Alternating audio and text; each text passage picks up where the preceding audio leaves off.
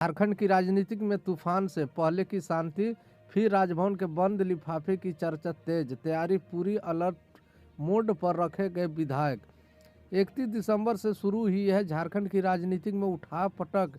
4 जनवरी के बाद अचानक शांत हो गई है। ऐसे लग रहा है जैसे कहीं कुछ हुआ ही नहीं है। राजनीतिक एक्सपर्ट मानते हैं कि यह तूफान से पहले की शांति है। राज्यपाल सीपी राधाकृष्णन ने चेन्नई रवाना होने से पहले कहा था, जिन लोगों ने गलत काम किया है और दोषी पाए गए हैं उन्हें परिणाम भुगतना ही होगा। उनके इस बयान की चर्चा अब फिर तेज होने लगी है। इसकी सबसे बड़ी वजह है कि राजभवन के पास मौजूद एक लिफाफा जिसमें हेमंत सरकार पर संकट आ सकता है। मुख्यमंत्री हेमंत सोरेन ने इस संकेत को अच्छी तरह समझते हैं। यही वजह है कि विधायक दल की बैठक में मुख्यमंत्री हेमंत सोरेन का विधायकों का यह निर्देश भी, आप ऐसी जगह रहें जहां से रांची आने में आपको 3 घंटे से ज़्यादा का वक्त न लगे। राज्यपाल के बयान और सीएम हेमंत सोरेन निर्देश से साफ है कि सब कुछ इतना शांत भी नहीं है। इस मामले में पूरे को समझने के लिए राजनीतिक एक्सपर्ट और वरिष्ठ पत्रकार अमरेंद्र कुमार से बात की। झारखंड में अब आगे क्या होगा? क्या राज्यपाल वापस आकर लिफाफे को सार्वजनिक करेंगे जो सालों से बंद है? लिफाफे का राज खुलेगा या ईडी कार्रवाई के लिए आगे कदम बढ़ाएगी? इस सवालों पर उन्होंने परिस्थिति के आधार पर होने वाले फैसले की संभावनाओं पर विस्तार से बात करते हुए बताया है कि अगर राज्यपाल वापस लौटकर ऑफिस और प्रॉफिट मामले में हेमंत सोरेन की विधायकी खत्म कर देते हैं तो गठबंधन दल का नेता चुन कर फिर से सीएम की दावेदारी पेश कर सकते हैं। सीएम बनाने पर गांडे सीट से उपचुनाव लड़ सकते हैं।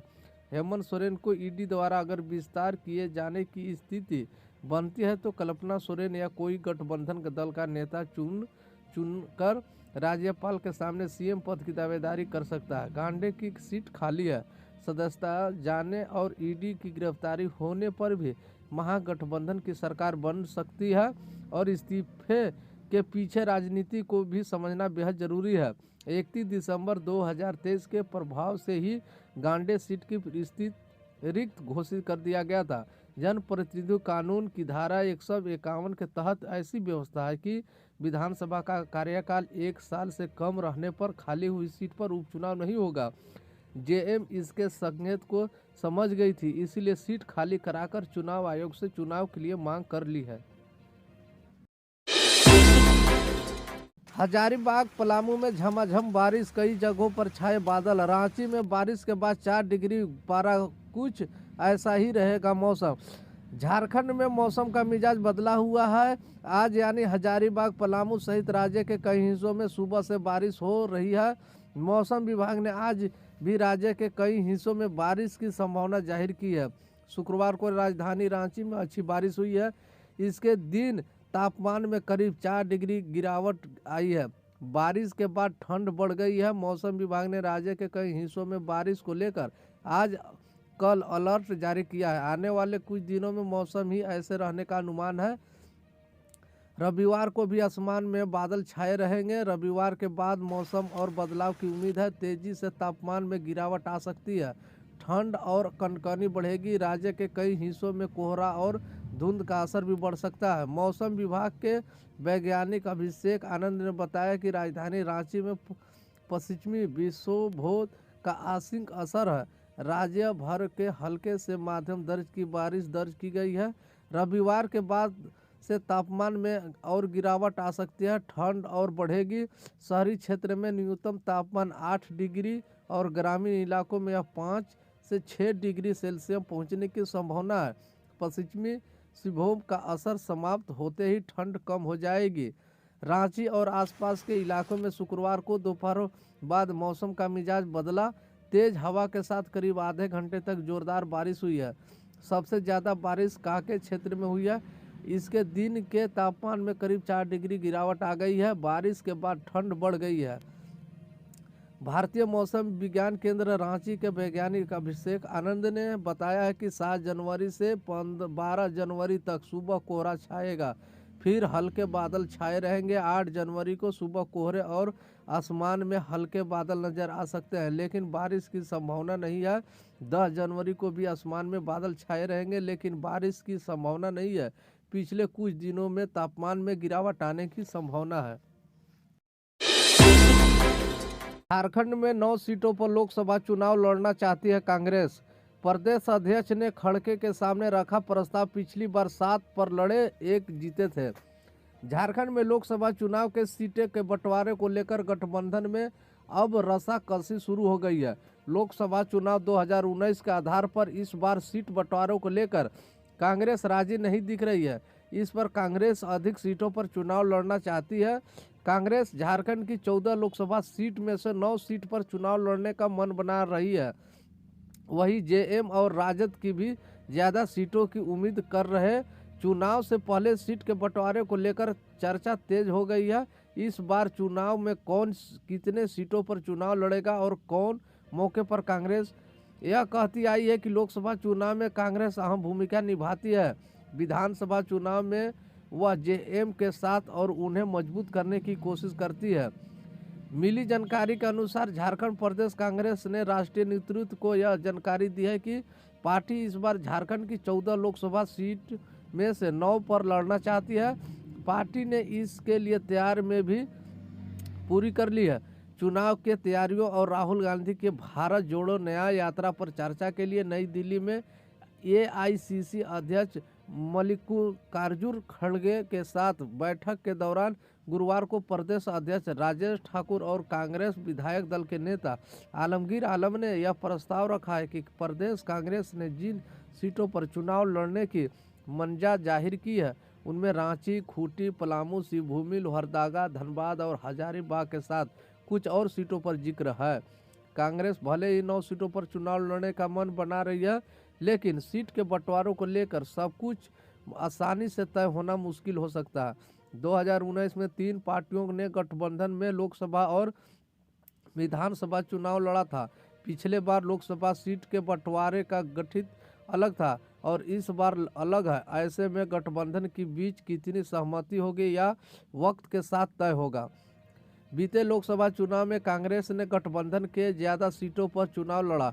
वहीं झामुमो ने विधानसभा चुनाव में झारखंड की 14 सीट में से केवल 2 सीट पर गठबंधन को जीत मिली थी। कांग्रेस और झामुमो के हिस्से में एक सीट पर जीत आई थी। राजमहल और चाईबासा में ही गठबंधन की जीत हुई थी, जबकि सहयोगी दल में से किसी ने चुनाव में जीत हासिल नहीं की। झारखंड के लिए बहुत बड़ी खबर है। लोकसभा चुनाव को लेकर मुख्य निर्वाचन अधिकारियों की बैठक बुलाई गई है। फरवरी अंत में चुनाव की घोषणा, अप्रैल में ही मतदान के 3 चरण होंगे। लोकसभा चुनाव की तैयारियों के मद्देनजर चुनाव आयोग ने बिहार सहित सभी राज्यों में मुख्य निर्वाचन पदाधिकारी की बैठक बुलाई गई है। बैठक राम मंदिर के उद्घाटन यानी 22 जनवरी के करीब 10 दिन पहले 11-12 को संभावित है। 2 दिनों में सीओ कॉन्फ्रेंस के संकेत साफ है कि जिसमें तैयारियों की समीक्षा के साथ संभावित तारीखों पर चर्चा होगी। बैठक में तत्काल बाद आयोग की टीम बिहार सहित अन्य राज्यों का दौरा करेगी। उसके बाद चुनाव की तारीखों का ऐलान कर दिया जाएगा। फरवरी के पहले पखारे में चुनाव आयोग की टीम बिहार का मैदान दौरा कर सकती है। बिहार चुनाव को लेकर चल रही तैयारियों बता रही है कि 2019 की तुलना में इस बार थोड़ा सा पहले चुनाव की घोषणा हो सकती है। उम्मीद है कि इस बार फरवरी के अंतिम सप्ताह यानी 10 मार्च के पहले चुनाव की तारीख का ऐलान हो सकता है। 2019 में 10 मार्च को चुनाव की घोषणा हुई थी। होली का पर्व मार्च के अंतिम सप्ताह में ही और इसको ध्यान में रखकर तारीखों का तय होगी। सूत्रों की माने तो इस बार अप्रैल में ही चुनाव के 3 चरण होंगे। 2019 में बिहार में 4 व देश में 7 चरण में वोट पड़े थे।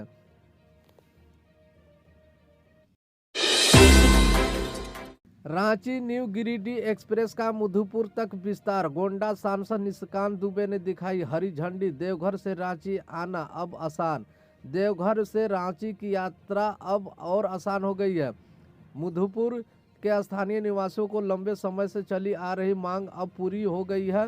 रांची न्यू गिरिडीह एक्सप्रेस के मधुपुर तक विस्तार कर दिया है। शनिवार को गोंडा सांसद निशिकांत दुबे ने हरी झंडी दिखाकर इसकी शुरुआत की। गाड़ी संख्या 18617 D 18618 Ranchi new Giridih express के माधोपुर तक विस्तार के साथ पूरी हुई है। ट्रेनों का यह विस्तार इस क्षेत्र के सामाजिक आर्थिक विकास को सुविधाजनक बनाने के साथ साथ स्थानीय लोगों की मधुपुर तक इस ट्रेन के विस्तार की मांग को पूरा किया गया है। पूर्व रेलवे के आसनसोल मंडल ने इस ट्रेन को मधुपुर तक विस्तारित करके मधुपुर जिले के सीधे झारखंड की राजधानी रांची से जोड़ने की व्यवस्था की है। इस अवसर पर बोलते हुए सांसद निशिकांत दुबे ने कहा कि माननीय प्रधानमंत्री नरेंद्र मोदी के नेतृत्व में सरकार विभिन्न राज्यों में सर्वांगीण विकास के लिए लगातार प्रयासरत है। पता चला है कि इस ट्रेन को चलने से रेल यात्रियों को काफ़ी सुविधा मिलेगी। दुबे ने प्रधानमंत्री को बधाई दिया, साथ साथ उन्होंने रेल मंत्री अश्विनी वैष्णव को भी बधाई दी। रेलवे कैसे फैसले से लेकर देवघर से अब राजधानी रांची जाना आसान हो गया है। मधुपुर स्टेशन के प्लेटफार्म नंबर 3 से हरी झंडी दिखाने के इस समारोह में आसनसोल के मंडल से रेल प्रबंधक चेतनानंद सिंह सहित लोग उपस्थित थे। 21 जनवरी को रामगढ़ में नीतीश की सभा। चुनाव में सीट शेयरिंग पर बोले जदयू के प्रदेश प्रभारी, पार्टी को मजबूत करना लक्ष्य है। झारखंड में जदयू अपनी स्थिति को मजबूत करने में लगी है। यही वजह है कि झारखंड में प्रदेश प्रभारी सह बिहार के भवन निर्माण मंत्री अशोक चौधरी ने कहा है कि हमें यह लगता है कि झारखंड में पार्टी के बढ़ने की पूरी संभावना है। हमने पिछले सालों में कुछ गलतियां की है जिसका नुकसान हुआ है। हम पार्टी की ताकत को बढ़ाने की कोशिश कर रही है। हमारे पास अभिवक्ता हैं। रामगढ़ में आगामी 21 जनवरी को बिहार के मुख्यमंत्री सह जदयू के राष्ट्रीय अध्यक्ष नीतीश कुमार की होने वाली जनसभा को लेकर जेडीयू जिलाध्यक्ष और कार्यकर्ताओं के साथ भी बैठक की है। अशोक चौधरी ने कहा है कि यह हमारी रैली है, पार्टी की रैली है। अगर कोई भी राजनीतिक दल आना चाहते हैं तो आ सकता है। यह गठबंधन नहीं, हमारी पार्टी का कार्यक्रम है। इसमें 50,000 लोगों का भी भीड़ आएगी। हम लोग को हमेशा यह लगता है कि झारखंड में हमारा पोजीशन अच्छा है। हमने कई पिछले वर्षों में कुछ गलतियां की है जिसका खमियाजा हमें भुगतना पड़ा है। सीट शेयरिंग और खींचातान के सवाल पर उन्होंने कहा कि पिछले 4 राज्यों में चुनाव में इंडिया गठबंधन अपने तमाम साथियों को चुनाव प्रचार में उतरवा था। इंडिया गठबंधन को फायदा होता, लेकिन भारतीय राष्ट्रीय कांग्रेस ने ऐसा नहीं किया, जिसका खमियाजा कांग्रेस को भुगतना पड़ा। अगर भाजपा रोकी गई तो इसका सबसे ज़्यादा फायदा कांग्रेस को ही होता। चुनाव प्रचार में हमारे नेता नीतीश कुमार को नहीं बुलाया गया। हम प्रचार में फंस गए होते तो फायदा जरूर मिलता। फर्जी अधिकारी बनकर ठगी, बिजली बिल भुगतान करने के नाम पर करते थे ठगी। 7 अपराधी गिरफ्तार। गिरिडीह में बिजली बिल के नाम पर लोगों से ठगी करने वाले 7 साइबर अपराधियों को पुलिस ने गिरफ्तार किया है। पुलिस ने गिरिडीह, कोडरमा और जामताड़ा के अलग अलग गांव में छापेमारी कर कुल 7 साइबर अपराधियों को गिरफ्तार किया है। गिरफ्तार साइबर अपराधियों का गांडे थाना क्षेत्र के गरमोडी का लक्ष्मण मंडल, दिनेश मंडल, मिनेश मंडल, जामताड़ा जिले के नारायणपुर का बलराम मंडल, प्रकाश मोहली, बेगाबाद थाना क्षेत्र के गेनरो का जगदेश साव और बेगाबाद थाना क्षेत्र के गांधी का मनीष कुमार मंडल शामिल है। इन साइबर अपराधियों के पास में पुलिस ने 16 mobile, 16 SIM card, 5 ATM card, 2 passbook, 2 QR code, 1 Bajaj plus bike और 1 मारुति सुजुकी कार की बरामद किया गया है। गिरिडीह में एसपी दीपक कुमार शर्मा ने बताया, सभी गिरफ्तार साइबर अपराधी अपने आप को बिजली विभाग का फर्जी अधिकारी बनकर बकाया बिजली बिल का भुगतान करने के नाम पर ठगी करते थे। साथ ही साथ लोगों को बिजली काटने की धमकी तक भी देते थे। इसके अलावा यह साइबर अपराधी एनीडेक्स जैसे एप्लीकेशन इंस्टॉल करवाकर लोगों को ठगने का काम करते थे। साथ ही ये साइबर अपराधी वृद्धा पेंशन योजना का प्रलोभन देकर और फर्जी बैंक अधिकारी बनकर लोगों को ठगते थे। एसपी ने बताया कि प्रतिबिंब पोर्टल के माध्यम से यह सूचना मिली कि गांडे थाना क्षेत्र के कुछ साइबर अपराधी फर्जी सिम का उपयोग करके लोगों को ठगने का काम कर रहे हैं।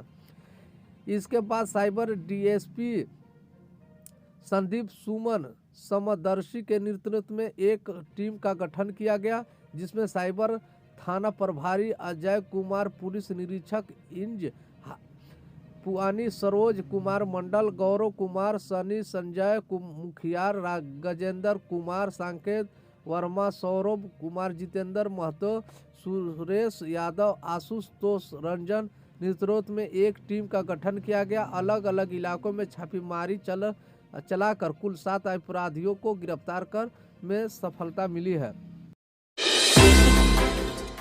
अवैध कोल डिपो में पुलिस की छापेमारी, 3 ट्रक और 95 टन कोयला जब्त, मुखिया सहित 10 के खिलाफ कोयला तस्करी को मामले में दर्ज। धनबाद में नए एसपी जनार्दन के पद प्रभार करते ही पुलिस अवैध कोयला कारोबार के खिलाफ पूरी तरह एक्शन में मोड़ में आ गई है। एसपी के निर्देश पर तेतुलमारी पुलिस ने थाना क्षेत्र के गंडुआ तांडाटांड स्थित अवैध कोयला डिपो में छापेमारी कर अवैध कोयला लोड 3 ट्रक एवं स्थल पर रखा हुआ लगभग 95 टन कोयला जब्त किया गया है। एसपी धनबाद को गुप्त सूचना मिली थी कि अवैध कोयला डिपो में कोयला ट्रक में लोड किया जा रहा है। सूचना के आधार पर विशेष टीम द्वारा छापेमारी की गई है, जहां तीनों ट्रकों को कोयला लोड करते छापेमारी दल ने पकड़ा। मौके पर 3 ड्राइवर चांद बाबू अंसारी, मृत्युंजय पांडे, सुनील रजक को भी गिरफ्तार किया गया। बरामद कोयला ट्रक और तीनों ड्राइवर को पुलिस थाना ले आई है। पुलिस ने अवैध कोयला तस्करों के मामले 10 नामजद नागरिकता उत्तर मुखिया सह आजसू नेता रिंकू महतो, प्रमोद सिंह, विकी लाल, अभिषेक श्रीवास्तव, समरेंद्र सिंह, राजेश सिंह, मनीष सिंह, अरविंद सिंह और 3 गिरफ्तार ड्राइवर के खिलाफ मामला दर्ज किया गया है। झारखंड के हजारीबाग में सड़क हादसे में बच्चे की मौत, 20 लाख के मुआवजे की मांग को लेकर सड़क जाम, प्रशासन के हस्तक्षेप के बाद जाम खत्म।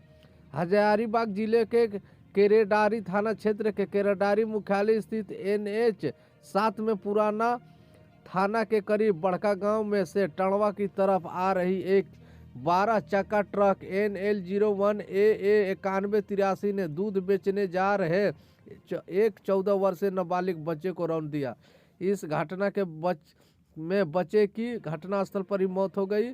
मृतक सुनील कुमार लगभग 14 वर्ष केटगारी थाना निवासी कीनू साव का अकेला बेटा था।